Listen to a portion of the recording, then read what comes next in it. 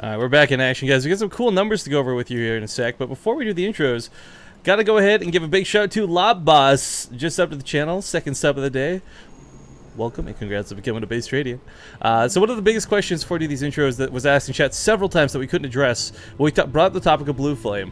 Blue Flame only affects light units, guys. If your opponent's going Stalkers, Colossus, Archons, there's no reason to go for Blue Flame. You'll get no benefit from it whatsoever. So hopefully that answers the questions in chat.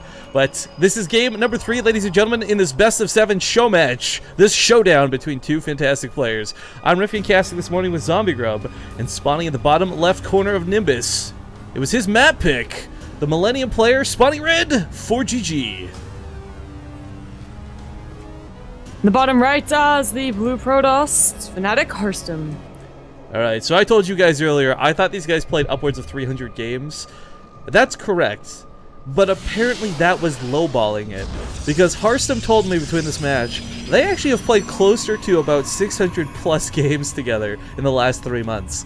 What you have to understand is these guys are the hardcore of the hardcore, the dedicated. This is why I love working with Europeans. There's no screwing around. And Harstem, I mean, ForGG's great, whatever, but still, like, Harstem and ForGG, to play 600 games together on top of whatever other matches they're practicing for WCS, I mean, that's just insane, the dedication that goes into this. Hashtag passion. Yeah, hashtag passion. So I also made a joke to Harstem too in that game. So I was like, so that was like a straight up Daishi build, huh? He's like, I actually think it's ForGG's build. And Daishi has got nothing on ForGG. So I guess I'm assuming that he has seen that build before in 600 games. I wouldn't be shocked. And he made a lot of the really appropriate responses. I mean, I think a lot of chat was just like, oh, he's got Colossus. It's the automated counter. But make no mistake, guys, it actually wasn't the Colossus that saved Harstem in that game. It was combination force fields and the Archons. Those Colossus actually went down pretty quick to those first Hellions before they got cleaned up. Yeah. I mean, had all those Hellions actually connected, had there been no force fields, Harstem's Colossus wouldn't have stood a chance. If you guys face a game like that in ladder and you're like, yo, I'll just get some, like, you know, some Colossus and then I'll be okay, you're gonna die. Yeah, just cry. The Colossus are gonna be surrounded and, like, with your 5 Stalkers, like, being the backup, and you're gonna die. Like, I don't know, like, the Colossus certainly helped, especially with those force fields, because they could shoot over. But, like, the fact that he had such a big ground army and his Archons working in is really what kept him from dying to 35 plus Hellions. Well, let's talk about these spawn locations here real quick. I don't know, I doubt we're going to see another mech game right away out of ForGG.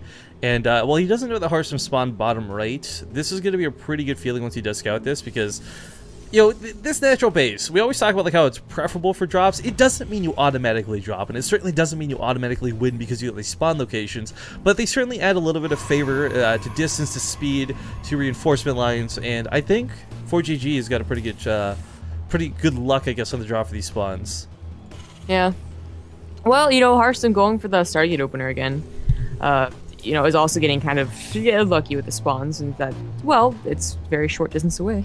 I can't blame him, though. That Oracle game, though, I mean, seriously, a lot of it was because ForGG was going super aggressive, so he had nothing at home. You know, that the Oracles may have gotten a little bit more kills than I think they normally would have last game, but... Yeah. Can you imagine what would have happened if he didn't lose all his SCVs? Like, he would have gotten, like, max Hellions. Like 3 times the Hellions, like, yeah, because he was around, like, 170, I think, when that attack happened, so that would have been mind-boggling. But ForGG is opening up the same way, and so is Harstem, so kind of interesting so far. I mean, like, the Hellions are there. The Banshees might come with this tech lab. I don't know if he's going to get stim or going to swap it over. It looks like he's going to swap it over. So. I really like the Banshees in that last game. I thought they played out pretty well. The harass they did was okay. That's cool, whatever. But is the fact that, you know, let's again imagine there's, like, the Stalkers get taken out. There's no anti-air. Those Banshees kill every Colossus. They kill every Immortal. They kill every Archon because they're cloaked, whatever. I mean, it's a situation where I think Banshees are really easily countered, but they're also really good if not directly countered. Yeah. I mean, it is unfortunate that, for the most part, pros are always going to have something to counter it, you know, with the potent overcharge and any detection next to, you know, unless you went Twilight Council opener. What? ForGG just killed one of his own Hellions. Oops. Oh, I was wondering what was going on there. Well, that is energy wasted, quote-unquote, on some Hellions, so not nearly as many SCVs went down. 1. No, he really couldn't even get to that middle line. He had the 6 Marines, and Harstem knew it would be a waste of time. But there's no wall up at the top here. This is a little bit disconcerting. Normally you have the one gateway, the one pylon, and you know, you put the Stalker in hold position. Now he actually has to use the Oracle at home defensively if he wants to stop these Hellions. Oh, it looks like ForGG might be looking to go for a type of push here with this Raven popping out. Yes. He might still get Banshees, but I think Harstem, you know, they're both realizing that they kind of did similar builds the last time, and Harstem's probably thinking of those Banshees, so he's gonna go and get some Phoenixes. Oh, this is so sick too, because the Phoenix is gonna be fantastic against the Raven. But yeah. to explain the Raven, because I mean, honestly, the last time I seen a Raven TVP was MMA lifting to the gold on Habitation Station. And the whole point of this Raven, guys, like, it's cool, the auto turrets we can talk about all day, but the reality is, a lot of people forget, Stalker's attack really slow, so they're actually, the point defense run is fantastic versus Stalkers, but more importantly, it can actually soak the hits of the Photon Overcharge. Yeah. I mean, Harstem goes for the fast third again, so the Oracle got a good scout. It saw a second factory that was forming. That's what was, you know, canceled, or the SCV died that was building it, so he realized it's kind of going to be the same exact, you know, thing that's happening. I mean, the difference so far is that there haven't been a lot of work kills on either side. Of course, that Oracle didn't do a lot of damage, and it would have been really surprising if ForGG had done a lot of damage, because it's Nimbus. I mean, like, 2 Stalkers block off 2 of your bases. You should not let Hellions get past anywhere, honestly. So. Exactly.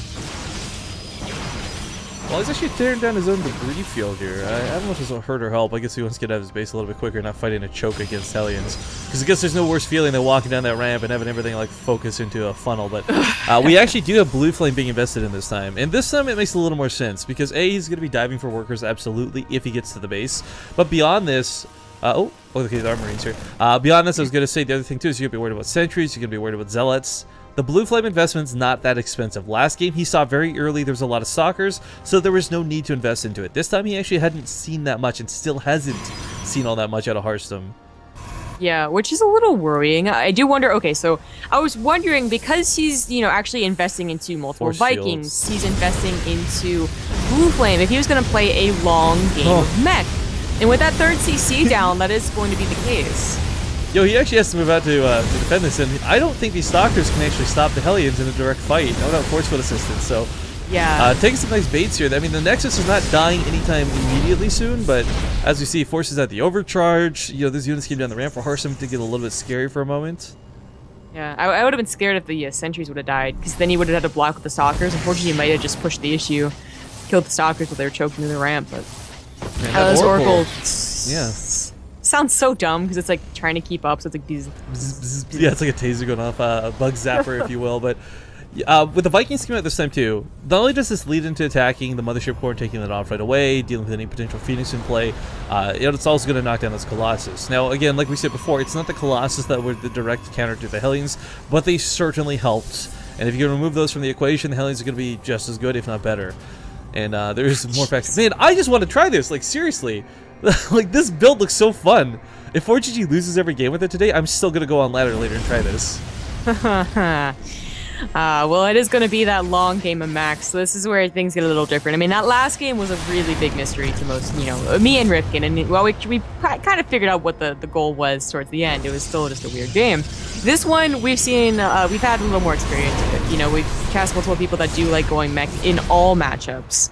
And we also have the pleasure of casting Supernova, who actually does mix it in versus Protoss a lot, and it isn't necessarily very gimmicky about it. So... I mean, what we might see from ForGG is he's still dedicating a lot to Hellion, so it's not quite that Turtle Terran, not yet anyways, but he might go into the Turtle Terran, like with like Void Rays, Siege Tanks, and it's up to Harstem to choose, like, what does he do against it? Does he try and go for Mass Immortals, like Double Robo, or does he try and go up to Void Rays and, you know, well, I mean, force ForGG to get, like, you know, a lot of Vikings or Taurus. Yeah. You know, I was trying to remember who it was, because it was so, again, it was so long ago that we had originally planned the show match, but big shout out to Finalius in chat. He was the fun gentleman who actually sparked the donation that incentivized this show match. For those who don't know how the Money Speaks show match series works, a lot of times, like, we're not looking for people to fully fund a show match. We're just kind of looking for a little bit of help, because Base Trade TV, now we've got a sub count. We can actually put on a lot of our own events, which is really cool.